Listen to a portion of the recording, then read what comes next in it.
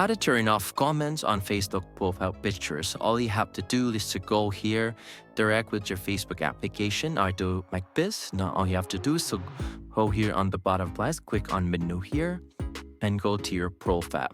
After about now currently you're on your profile, so all you have to do is to click on the profile icon here and tap on select profile. And all you have to do is to look for the image that you want to. So for example, this one. So the next thing that you're gonna do is on the bottom right, you'll see share your update to newsfeed. Make sure to uncheck that one before tapping on save.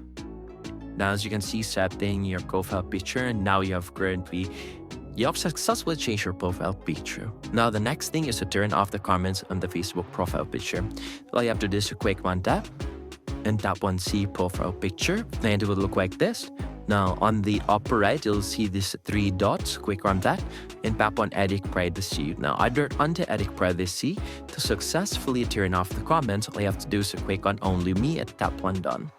And basically, it will look like this from another account. And as you can see, you cannot comment on these Facebook profile picture, and basically that's how you disable comments on a picture. And that is all for today. If this video helped you, please don't forget to like, share, and subscribe to our YouTube channel to show your support. Thank you for watching.